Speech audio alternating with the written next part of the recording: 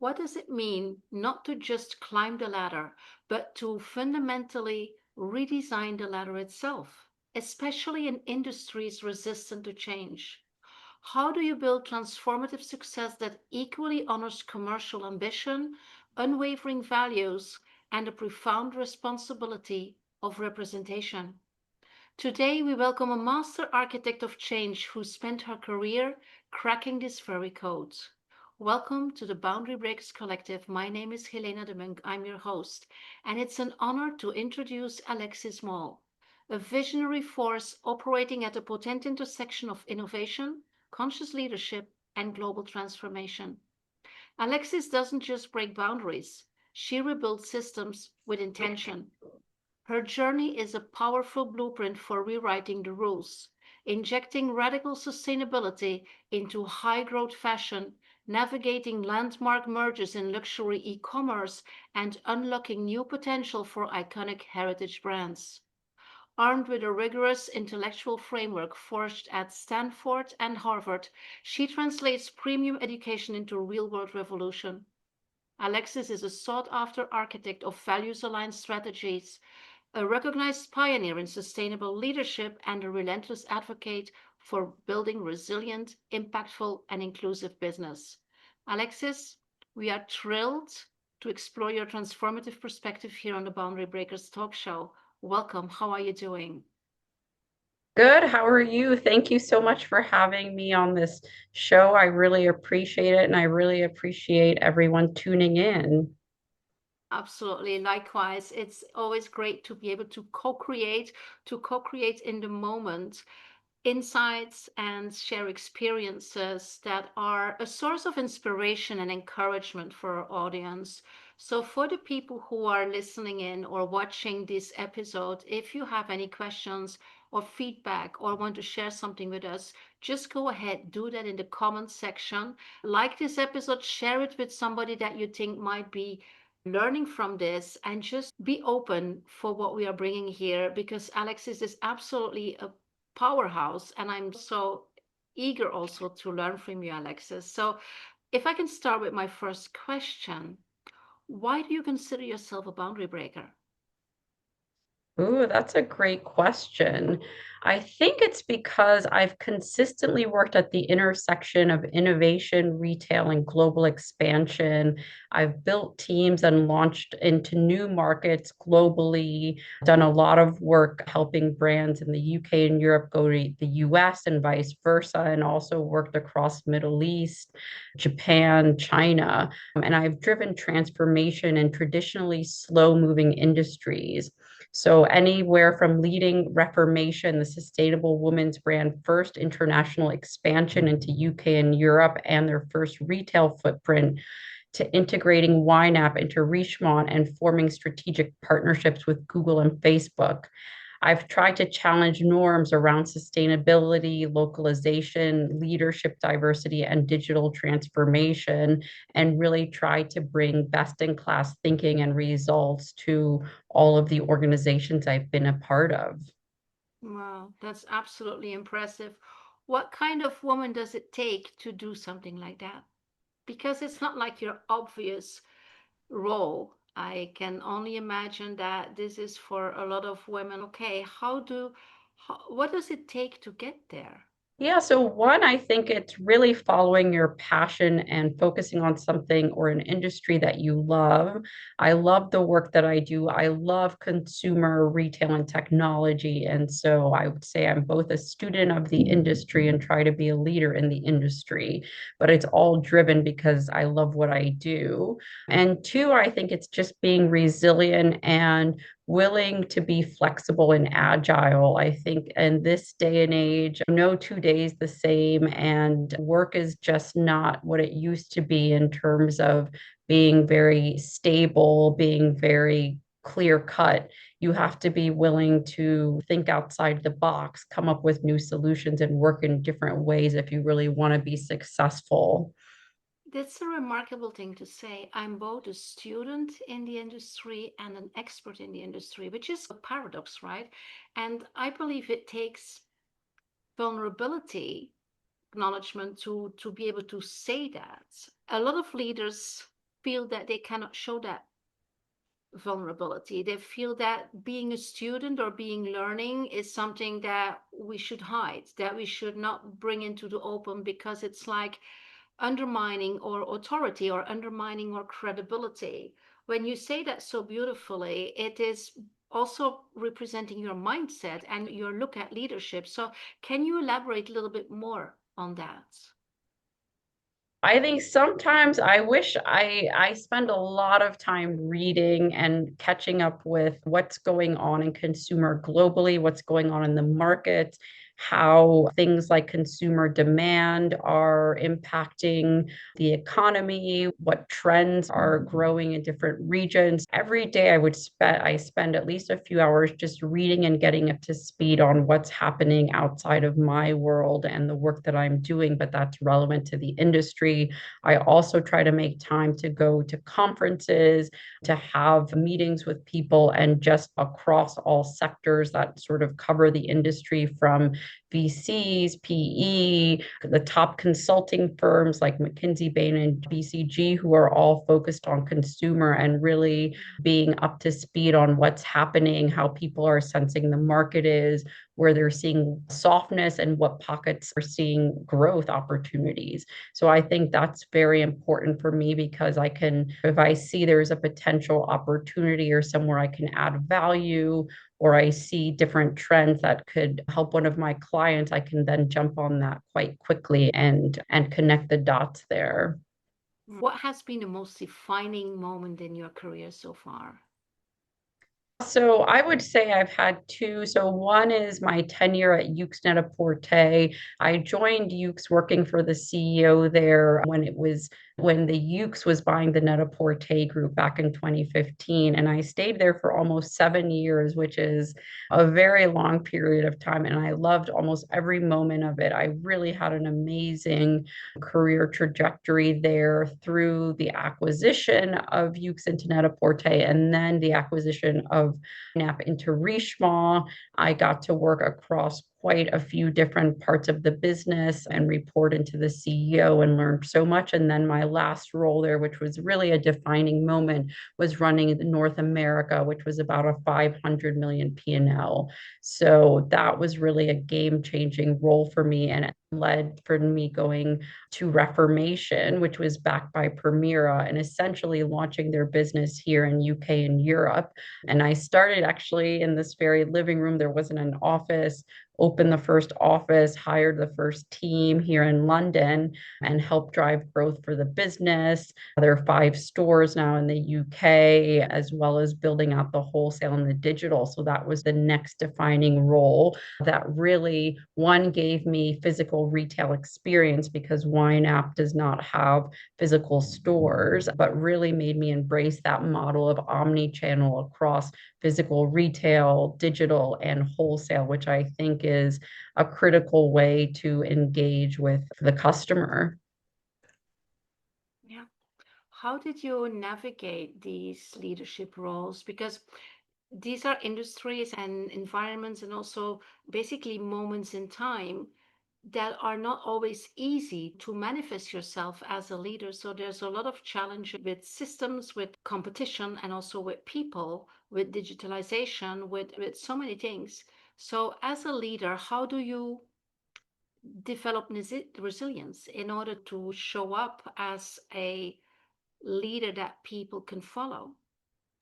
So, one, I would say I'm very keen on really learning when I start a new job or when I first start with a company. I learn everything that there is to know about the team, about the not just the sector, but the divisions I'll be overseeing. And in many cases, I do the role myself before I bring people on. So, when I started at Yoox, I started as an individual contributor and then grew to have a P&L and manage a large team. But I started the role myself, and then it was much easier and better for me to empower my team and to really understand what types of roles we needed and the specialist functions because I had done it.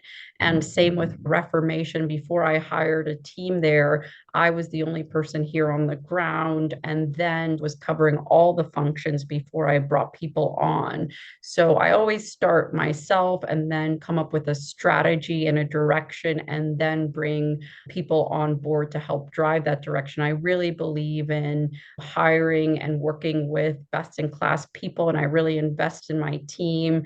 I love people who come from all different backgrounds. I think diversity is something that is not just, it transcends a person's background. It could be if they're from a different country, it could be a different sector. I really like working with people of all different backgrounds and then coming together as a strong team, really empowering them and understanding what their growth goals are and next steps, and really having an open and collaborative environment. Yeah. When you look at your career strategically, is that something that you have been planning from like day one when you entered the job market? Or is it something that basically you saw opportunities and you just grabbed them? How did you set up your career path? I think there was part plan and part life happened. So when I graduated from university, I was very keen to do finance and I was an analyst in investment management. And then the market crashed, and I had to take a creative year when the market crashed. And I worked in business development for an entertainer. I also worked in the White House for the First Lady in the US. And after those experiences, after my creative year, I went back to finance and was at Credit Suisse, which was a company I really loved the culture. I did my 2 years in investment banking, and I was always looking for something more creative. And my third year, I worked in the CFO's office, and I used that year to apply to business school because I wanted to really blend my interest in more consumer arts entertainment with something more business like and commercial. And it was getting into business school and going to Stanford Business School that completely changed my life, and I had the best 2 years. And when I went in, I didn't know what I wanted to do. I said I could do real estate, I could do tech, I could do media and entertainment, but I actually ended up in Italy working for the CEO of Ukes, which was the perfect blend of consumer and technology, which I had fallen in love with in Silicon Valley. So it all happened for a reason and evolved, but I never had that plan, and I never had the plan to work outside of the US. Actually, I was deciding if I was going to be in New York or Palo Alto, but that experience in Italy has kept me out of the US for 10 years and in an industry that I love. Beautiful. If you look at your career, what was the biggest challenge for you to deal with? The biggest challenge for me to deal with was probably one in finance and investment banking was really blending my skills with modeling and financial analysis with also client facing and developing. So I think I did the hard work as an analyst and was really the bottom of the totem pole. And I love to be client facing as I got that experience, but I didn't feel that there was enough sort of creativity in what I was doing that really fulfilled me. So that was a challenge really to get that aspect out of it. And then I would say in luxury and consumer, I've had an amazing ride. When the market is bad globally and when, you have things like COVID or when there are elections and tariffs, it really affects the industry. So I've seen that as being much more of a challenge than I ever expected. The cyclicality of retail and consumer really does impact people working in it based off of how people are shopping, how they're doing financially, and what their interests are. How does what does keep you motivated as a leader? And how do you motivate your team in order to, even through these challenges, show up, go the extra mile, be creative, be inventive, be resourceful? What does it take for a leader to navigate that? Yeah, I think you have to be resilient. I think you have to be flexible. I think you have to really first take care of yourself. How they say in an airplane, put your mask on first before you help others. And that is really the basics, which I think people often neglect as they get older, or it is so basic, but everything from sleep, healthy diet, rest, exercise, those are things that just fuel my energy and my ability to show up 100% for the rest of my team and for any company that I am working with. So I really do put an emphasis on health and nutrition and try to focus on that and make sure that I have all those covered on any given day. And Mhm. aside from that, I think it's really investing in the team and doing a good job of recruiting and getting people around you who you can trust, who you can work very well with and produce good results with. Yeah. I feel and I hear you are very team oriented, very much focused on having the right team, developing that team. How do you, when you look at female leadership in general, is that something that you see modeled in many places? A female leader really focused on that team development, or is it something where you feel as like a rare breed sometimes to do that and to look at a team that way? I've been very lucky to have great bosses that have been both men and women. And what they've had in common is that they've prioritized results and performance versus they never cared exactly what I looked like or my age or these types of things. They really were about results and they were really meritocratic. So I think that principle of meritocracy was one that really has lasted with me a long time and one that I carry onwards in terms of giving everyone a fair shot as long as they are achieving the goals that are set out. So I think that's been the biggest one. And two, I think is communication. I've had the people I've worked for in the past, they've been really great communicators, very direct and very honest with me. And that has gone a long way because I always know the way that I structure my work, how to deliver, if something needs adjustment. They're quite direct on both good and constructive feedback. And I've tried to deploy that myself as well. I don't like to mislead anyone. I actually really don't have much bandwidth or time for politics in the workplace. We're all trying to get to the same goal. So I do my best to bring everyone along on that journey and not complicate it. Yeah, that's beautiful. What's your biggest surprise in your career? What has surprised you most?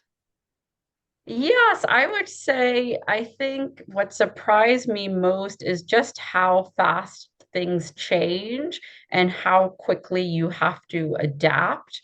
Everything from AI right now, the impacts of COVID and the environments of how people work going from fully in person to remote teams around the world. It's really impacted people, and I think younger generations are starting work in a much different way than I did. So I think that's been one of the biggest surprises, just how quickly things can change. But then it's also been one of the most exciting things in terms of how you respond as a business leader, how you can change direction, change product, change strategy, change distribution to meet these changes. And it's exciting because for better or for worse, it's things happen that could not even be thought of or planned for, like a COVID or a war or things that have just lots of impacts on a potential consumer supply chain. And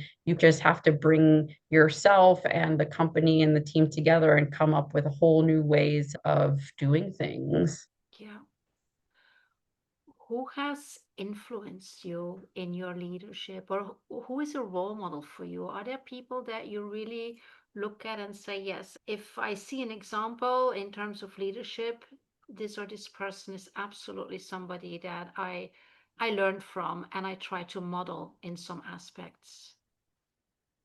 Yeah, no, I think there have been great leaders out there, and I think it's less about specific examples and more of the things that have really carried me in companies and kept me there for quite a long time. So I loved my experience at Yux Net-a-Porter, and I love working with people who are even peers who are smart, motivated, and I can really learn from. So I think it's more for me 360 of having a great leader at the helm, but then also a strong set of colleagues who you learn from and enjoy working with and a good team. So I see it very 360. Yeah, interesting. And if you are looking at the way that the world is developing and things are accelerating, things that have an impact on business and how we do business, what do you believe that are the leadership skills that we have to develop be in order to be resilient and ready for whatever is coming? I think it's learning on your feet. It's coming up with new strategy and being able to pivot. And it's being comfortable coming up with a new plan or deviating with a plan as things develop. And some people are not comfortable with that, but I think it comes from making mistakes, learning from those mistakes, and being willing to take risks. So all of those things have really helped me in these situations. Yeah. How do you look at making mistakes and taking risks? Because it is penalized in many organizations in terms of mistakes can cost a lot and they can also cost credibility and authority. I'm not saying that's the right way to look at it, but it is something that I often hear. It's very complex, and sometimes we feel anxious and nervous to make certain decisions or certain choices because in a lot of organizations or situations, mistakes are not allowed. So how can we develop this mindset for failure, basically? What would be like an advice you can give to our audience? I would say the first thing is owning the mistake. I think there mistakes are going to be made, depends how big they are or not, but I think it's really taking them on board and taking the time to do a post-mortem of what happened, what can we learn from what's happened, and how do we put in a process in place so that it doesn't happen again. And so I think having that time to debrief and walk through once the heat has cooled more rationally about what's happened and how it can be prevented in the future is really critical. But I also think that organizations should have a little budget, whether it's extra budget in addition to bandwidth for people to come up with new ideas that are more high risk. So this can be done through an R&D team or another way, but it's really having that pocket for innovation, new ideas, and ventures that are could either be smashing success or might not take off. But I think there has to be a bit of room for that in every organization. Yeah, it's like the entrepreneurial setting of an Exactly. organization. Yeah, we see that not enough. That's absolutely true. And I think that's a very good advice also for our audience to see if it is possible to set something up like that in their organizations or maybe even in their teams if there's no potential to do that in the organizations. That's a very good tip. Absolutely. So what advice would you give to somebody who is looking to pivot or to start something completely new mid-career and who is like sometimes in a golden cage, afraid to step out of all the benefits and the safety nets that they have? What would be your best advice? One thing to consider is that it's tough. It's much harder than it was when we were right out of university, much easier to pivot when you're just out of university and starting out in your career and you're much more malleable. So you have to be willing to be humble. You have to be willing to potentially take a cut in some way or to spend time really finding a way to leverage your other skills to go in a new direction. And it's going to take a lot longer potentially than you think. It's not something that happens overnight. It takes a lot of kind of networking, talking to people, mapping out, in some cases, building other skills or going to potentially school or executive education, depending on what you want to do. And it's something that can happen, but you have to be a bit more committed and patient about jumping in because it won't be as easy the older you get. Mm. You are a beautiful example of that, right? You call that the creative year. I like that terminology because it is about doing something completely different than you had been doing also before. But then also the year at 1 or 2 years at Stanford, where basically you laid the foundations for your next career phase. And it is something we cannot deny how disruptive it can be to stay out of the normal professional linear career and basically do something completely different to create new foundations also for something new, where you also said that you didn't really have a clue where you would go with that after it. I think that is extremely strong and courageous. And at the same time, it is something that I feel as such anybody could consider. Yeah, and I would say the other recommendation I would have is it's really good to try before you buy as well. So when I Mm, was in university and a student, I loved internships, and the internships were an amazing way for me to find out very quickly what worked, what didn't work. Same with business school, the summer internship. I was able to break into consumer because I spent my summer, one part of it was working at Amazon in Seattle in their retail division, and another part working in China for an e-commerce platform. And that's when I knew I really wanted to do e-commerce and blend consumer and technology. And the great thing is that as adult, you also now have interim, fractional, there's other ways to get that same kind of experience before you go full dive full into a new job or a new mm, career. So I would yeah. really help people embrace that culture around openness about whether it's remote, interim, fractional, to test the waters before they decide where to land next. Also, I would consider applying for specific projects that are a little bit out of your normal scope in order to not only Exactly. to taste what it is, but also to build the connections and the network in that area. There are absolutely opportunities. So for those of you who say, yeah, but I'm in corporate for 20 years now and I've been in finance all the time, how can I do this? There are options. I believe that if you are creative and open and build your network, that there's a lot of possibilities to taste other things and to decide. Alexis says absolutely, yeah. Last words of wisdom, Alexis, something that you want to share with the audience. Yeah, no, I would say is definitely always invest in your self development and learning, never stop learning and being a student of industries and areas where you feel really passionate about. And I would say also take time to reflect, whether every year, every quarter, about your goals, both personal and more, let's say, academic or work related, so you can see where you progress as to where you want to go. And I think that's always grounded me. I'm very big on resolutions and having goals and taking time to reflect about not just where I am, but where I might want to go in the future.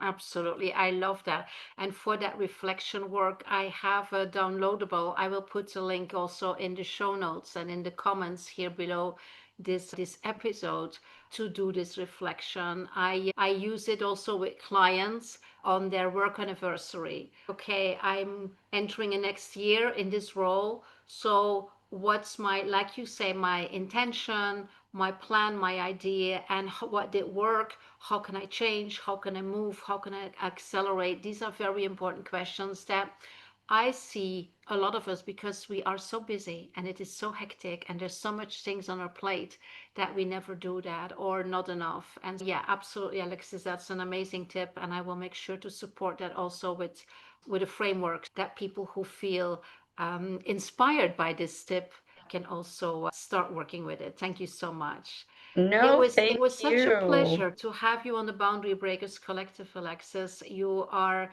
such a beautiful role model and a source of inspiration and encouragement. And I think it is so important that we bring these women leaders, that we create this stage, this podium, in order to show everybody that what is possible and that there are so many different things that we can pursue and that there's so many different options.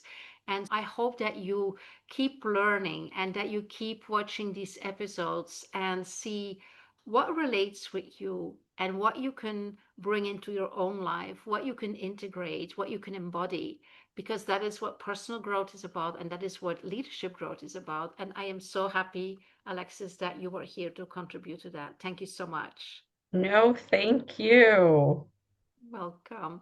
So, if there's anything that you want to ask, if you have any feedback, connect with us on LinkedIn, write something in the comments, and we will absolutely get back to you. And we wish to see you again, and we wish to see you grow and evolve as the female leader that you are born to be. Thank you so much for being here, and we will see you again later. Take care. Bye.